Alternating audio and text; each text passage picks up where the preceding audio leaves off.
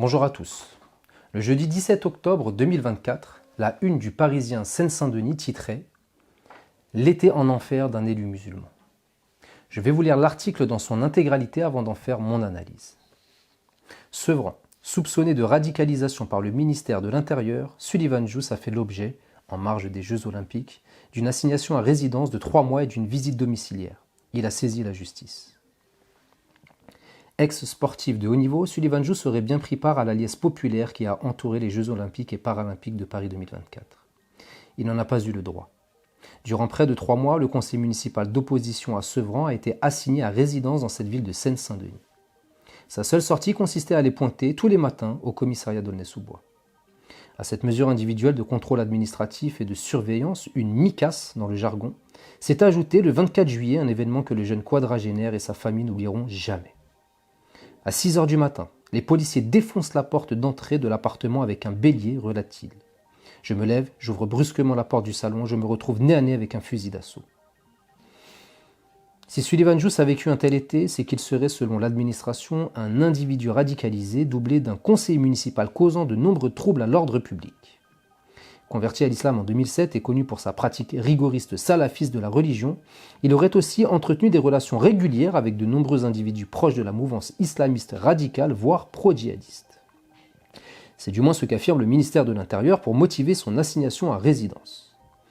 De même, si son domicile a été perquisitionné, c'est qu'il représenterait une menace d'une particulière gravité contre la sécurité publique.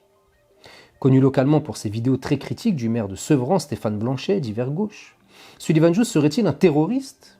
Cette visite domiciliaire n'a en tout cas conduit à la découverte d'aucun élément en rapport avec l'ordonnance de la juge des libertés, JLD, et de la détention, qui l'a autorisé, rapporte le procès-verbal de l'intervention.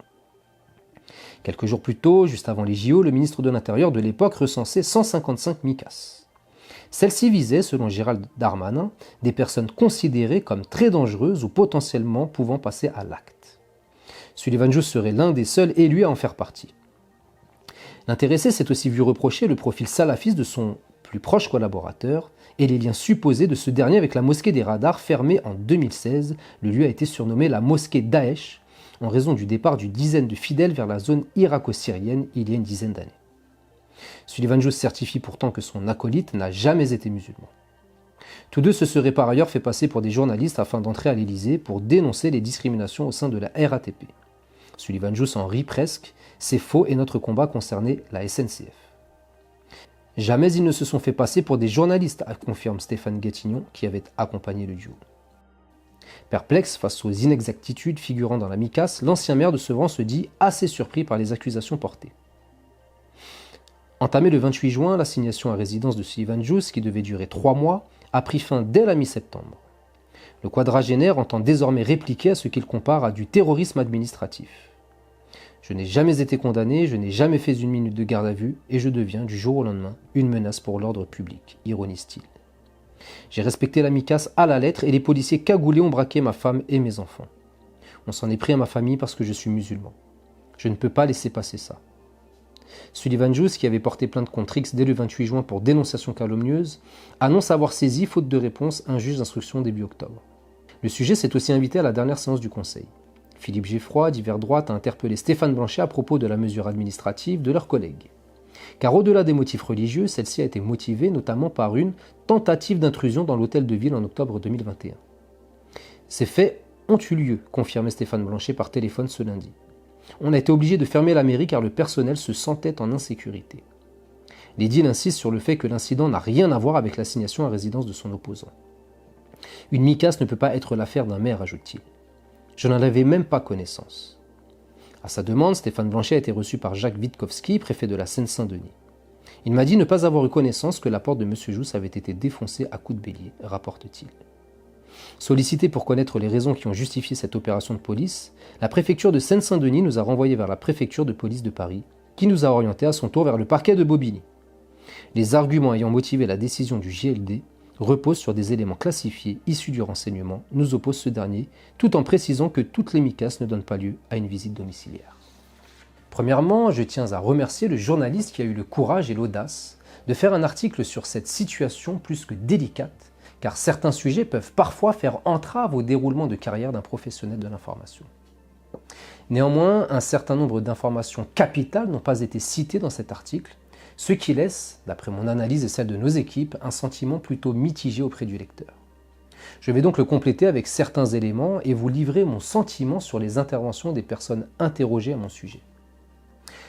Premièrement, j'aurais aimé que le journaliste parle de mes 21 pages d'écriture contradictoire dans lesquelles je démontre la fausseté des éléments qui me sont reprochés dans cette MICAS. A noter que ces écritures ont été délivrées par huissier de justice au ministre de l'Intérieur et n'ont fait l'objet d'aucune réponse de sa part ou de la part de son administration. On m'accuse, je rétorque. Le principe républicain du contradictoire et d'un recours effectif impose qu'une décision soit prise à l'issue des débats contradictoires. Mais aucune réponse n'a été formulée, malgré la preuve de la fausseté des éléments invoqués. C'est une première anomalie qui bafoue les principes fondamentaux de notre République et qui aurait mérité d'être mise en avant. Ces mêmes écritures ont été déposées au préfet de la Seine-Saint-Denis lors de notre entretien avec le directeur adjoint de cabinet de M. Jacques Witkowski, avec lequel nous avons sollicité un entretien auquel il n'a pas répondu favorablement. C'est donc pour cette raison que j'ai fait délivrer une sommation d'avoir à répondre au préfet de la Seine-Saint-Denis par un commissaire de justice assermenté par l'État. Cet acte, possible grâce à l'article 15 de la Déclaration des droits de l'homme et du citoyen, laissait un délai de réponse de 8 jours au préfet. Je vous ferai une vidéo spéciale à son sujet à propos de son comportement dans mon dossier très prochainement. Parmi les questions posées dans la sommation, il y avait notamment celle-ci. Quelles mesures avez-vous prises suite aux observations orales et écrites de M. Jousse concernant cette MICAS, observations dans lesquelles il conteste les éléments ayant motivé sa rétention administrative? Comptez-vous accorder à M. Jousse un entretien lors duquel ils pourront vous apporter tous les éléments permettant la manifestation de la vérité judiciaire et administrative concernant les actions commises par Stéphane Blanchet, maire de Sevran, notamment sur le faux en écriture publique, le détournement d'argent public, l'escroquerie et la discrimination? Comptez-vous provoquer sans délai l'intervention de l'autorité compétente, à savoir le ministre de l'Intérieur, pour mettre fin à cette privation de liberté illégale? L'ensemble de la sommation vous sera lu dans la vidéo dédiée au préfet Witkowski. Bien entendu, la taille de l'article ne permet pas de mettre en avant le contenu complet et intégral de la sommation. Néanmoins, il aurait été important et possible de rédiger une petite ligne sur le fait que le préfet disposait de mon contradictoire, qu'il savait donc que les éléments m'étant reprochés étaient mensongers et que malgré cela, il a ordonné la visite à mon domicile aboutissant au braquage de ma femme et de mes enfants. Un autre élément capital qui aurait pu apparaître dans l'article, c'est une autre sommation délivrée cette fois-ci à une autorité judiciaire en la personne de Madame la procureure générale de Paris.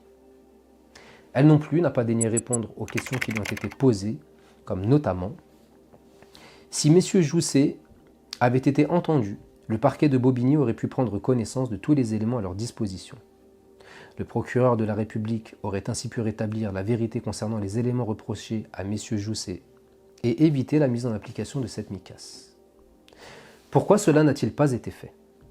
Comptez-vous prendre des sanctions envers le procureur de Bobigny en considérant ces négligences ayant permis la privation arbitraire de liberté de M. Jousse? Comptez-vous recevoir M. Jousset suite à leur demande et leur volonté sans faille de parvenir à la manifestation de la vérité judiciaire concernant les affaires liées à M. Stéphane Blanchet, maire de Sevran? Les accusations portées à mon endroit sont trop graves pour rester dans un tel flou juridique et administratif. Soit tout cela est vrai, et l'État n'aura pas de difficulté à le prouver avec des éléments tangibles et factuels, auquel cas je n'ai rien à faire en liberté car je représente une menace pour mes concitoyens. Soit tout cela est faux, et je le prouve de mon côté, et les personnes ayant organisé toute cette violence doivent être poursuivies, et je dois être réparé dans le tort colossal qui m'a été causé. Il aurait été important, voire nécessaire, de démontrer que je mets tout en œuvre pour parvenir à la manifestation de la vérité et que ni les autorités administratives, ni les autorités judiciaires ne daignent répondre aux commissaires de justice dûment mandatés pour aller leur poser des questions. Quelle image renvoie cette attitude méprisante auprès de nos concitoyens? Quelle éducation ces autorités donnent-elles à nos jeunes générations? Mon acolyte dit souvent que l'éducation fait l'exposition. C'est donc l'image d'une république qui ne satisfait pas à ses obligations que ces personnes souhaitent exposer à nos jeunes. L'image d'un service public qui ne garantit plus la protection de nos droits fondamentaux sacralisés dans la Déclaration des droits de l'homme et du citoyen. Je ne peux me résoudre à cela. Je veux exposer à nos jeunes générations tous les acteurs de la République qui accomplissent leur mission avec sérieux et dévouement, et il en reste. Mais je souhaite également mettre en lumière ceux qui ne respectent pas la confiance que l'État leur accorde pour être au service de la population et de la protection de ses droits sacrés, comme c'est le cas dans mon dossier avec de nombreuses personnes. Je prends donc de mon temps de vie, du temps que je pourrais passer avec ma famille, pour faire en sorte que notre République fonctionne correctement, que notre justice garantisse la préservation de nos droits, que les autorités administratives et judiciaires soient au service du peuple et non pour l'intérêt de ceux à qui cette fonction est confiée. Tant que je n'aurai pas la garantie que ce genre de situation ne puisse plus nuire à l'avenir à d'honnêtes citoyens, j'en ferai l'un de mes combats de vie, car je ne suis malheureusement pas le seul à être frappé par ce genre d'anomalie républicaine. Dans cet article, j'aurais également souhaité que le journaliste mentionne que j'avais demandé avec mon collaborateur calomnié une rencontre avec le maire de Sevran à travers un courrier officiel et que ce dernier a purement et simplement refusé de nous recevoir, méprisant la mise en danger directe de nos personnes à travers des calomnies abominables. L'article mentionne que j'ai déposé plainte pour dénonciation calomnieuse. En effet, mais pas uniquement. Le journaliste était en possession de ma plainte intégrale qui concerne des infractions bien plus graves, comme le faux en écriture publique puni de 15 ans de réclusion criminelle, et surtout la privation arbitraire de liberté ordonnée par une personne dépositaire de l'autorité publique ou chargée d'une mission de service public, infraction réprimée de 30 ans de réclusion criminelle. Pourquoi donc vouloir atténuer la gravité de ces infractions en les passant sous silence et ne mentionner que la dénonciation calomnieuse ? Y a-t-il ici une volonté délibérée d'amoindrir la gravité des actes commis à mon encontre ? Voici donc quelques éléments non exhaustifs qui auraient facilement pu être introduits dans l'article et donner beaucoup plus d'informations probantes sur la manière dont est géré le dossier pour parvenir à la manifestation de la vérité. Il s'agissait de mes 21 pages de contradictoires délivrées par l'huissier, de 2 sommations délivrées qui n'ont obtenu aucune réponse, d'un courrier officiel délivré au maire et son refus de nous recevoir, et de préciser les infractions commises à mon endroit. Vous voyez que cela tient en quelques lignes. Et dans cet article, on constate également que Stéphane Blanchet, maire de Sevran, a été interrogé par le journaliste. Dans une vidéo précédente, nous avons mis en lumière la question écrite posée au conseil municipal par les élus de l'intergroupe d'opposition présidé par M. Philippe Geffroy, ainsi que la réponse de M. Stéphane Blanchet, qui n'a finalement répondu précisément à aucune des questions posées par les élus du conseil. Mais lorsqu'il s'agit d'un article dans Le Parisien, le maire daigne répondre en confirmant qu'une tentative d'intrusion de ma part a bien eu lieu à la mairie et qu'il a dû fermer la mairie à cause d'un sentiment d'insécurité vécu par le personnel. Le maire parle d'un sentiment et non pas d'une infraction commise. Son sentiment a déjà été mis à mal à plusieurs reprises, notamment par la justice, lorsque son sentiment d'avoir été diffamé s'est avéré inexact, que j'ai donc été relaxé intégralement des poursuites engagées par cette personne. Son sentiment d'avoir ciblé la personne ayant prétendument menacé par l'envoi d'un SMS a également été balayé par la justice lorsqu'il a de nouveau été débouté alors que sa procédure a été payée par le contribuable. Donc le sentiment de M. Blanchet et de certaines personnes de son administration proches de lui est tout sauf gage de vérité. Il est même bien souvent gage de contre-vérité, et je ne reviendrai même pas sur leurs mensonges concernant le 8 rue Pierre-Brossolette et leur sentiment que leur machiavélisme passerait inaperçu, sentiment encore une fois farfelu et erroné. Nous constatons également que M. Blanchet accorde plus de considération à un journaliste qu'à 9 élus de l'opposition réunis. En effet, sa réponse aux journalistes est plus précise que celle accordée aux élus du conseil. C'est une discrimination opérée à leur encontre, et je m'étonne que le maire soit plus prompt à répondre à un journaliste qu'à 9 élus du conseil municipal. À leur place, je ne laisserai pas passer un tel mépris.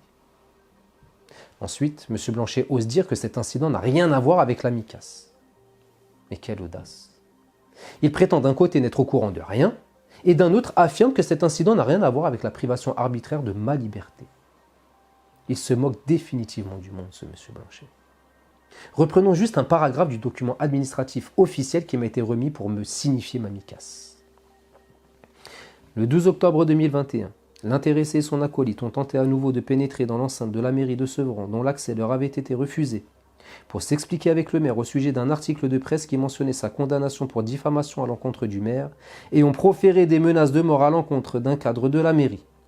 Qu'à la suite de cette tentative d'intrusion, l'édile a dû fermer la mairie pendant 2 jours pour les empêcher de rentrer et a dû mobiliser les policiers municipaux pour la protection des locaux et des agents travaillant dans l'établissement. qu'au regard de l'ensemble de ces éléments, il existe des raisons sérieuses de penser que le comportement de M. Sullivan Jous constitue une menace d'une particulière gravité pour la sécurité et l'ordre public. Le journaliste était pourtant en possession de tous les documents. Il aurait pu aisément mettre en lumière que cet argument avancé par M. Stéphane Blanchet était une contre-vérité flagrante. Nous voyons bien, à travers cet article, toute la mauvaise foi du maire et au-delà, je dirais, son intention délibérée de me nuire. M. Blanchet dit ensuite que, reçu par le préfet Witkowski, celui-ci lui aurait indiqué ne pas savoir que ma porte avait été défoncée au bélier. Je ne sais pas s'il faut en rire ou en pleurer tant cette affirmation est ridicule. Soit le préfet ment, ce qui est inquiétant pour le bon fonctionnement de notre République, car il ne faut pas oublier qu'un préfet est le représentant direct du président de la République dans un département, soit le maire ment en affirmant que le préfet lui aurait dit ça. Au vu de l'historique des deux personnages, les deux options sont possibles. Le préfet lui-même a saisi le juge des libertés de la détention en invoquant le fait que je serais potentiellement dangereux, que je pourrais faire disparaître des éléments et qu'il fallait donc entrer par surprise chez moi, mais il prétend ne pas savoir que ma porte a été forcée. Encore une fois, de qui se moque-t-on? La préfecture aurait ensuite dit aux journalistes de contacter la préfecture de Paris pour connaître les motivations de cette visite à domicile. Pourtant, il paraîtrait que cette visite à domicile ait bien été demandée et motivée par le préfet en personne, à savoir M. Jacques Witkowski, ce qui m'a été confirmé par les agents de police ayant débarqué chez moi. Pourquoi donc fuir ses responsabilités? La préfecture n'assumerait-elle pas les actes commis? La préfecture de Paris a ensuite renvoyé la balle vers le parquet de Bobigny. Personne ne souhaite donc répondre de cette injustice et assumer ses propres responsabilités. Le parquet aurait dit que cette mesure était issue de renseignements classifiés. Mais au vu de leurs mensonges, il va falloir les déclassifier et surtout les corriger. Le parquet conclut par dire que toutes les MICAS ne donnent pas lieu à des visites à domicile. Mais j'y ai eu droit. Que veut dire tout cela? Que je suis très dangereux? Ou qu'on essaye tout simplement de m'intimider à cause du combat que je mène depuis de nombreuses années pour le respect des valeurs de la République, en mettant en lumière tous ces acteurs qui ne respectent pas les vertus de leur fonction ou de leur mission. À la lecture de cet article, nos équipes et moi avons le sentiment, et cela n'engage que nous, que ce journaliste a initialement voulu bien faire, sinon il n'aurait pas pris le temps et le risque de traiter un sujet aussi épineux. Nous pensons néanmoins qu'il a certainement dû être censuré dans sa démarche afin que les informations les plus importantes n'y figurent pas, car elles sont à charge contre des autorités administratives et judiciaires d'État qui ont failli à leur mission et à leur fonction. Si tel n'est pas le cas, cela interrogerait sur la manière de traiter l'information et de laisser des zones floues, là où il disposait pourtant de tous les éléments précis qui permettent la manifestation de certaines vérités. Il est à noter que c'est moi qui ai contacté ce journaliste pour la parution de cet article. Même si j'aurais aimé qu'il soit rédigé différemment, cela a permis de faire connaître ma situation à grande échelle, et ce n'est que le début. Je vous remercie une nouvelle fois pour tout votre soutien et vous dis à très bientôt.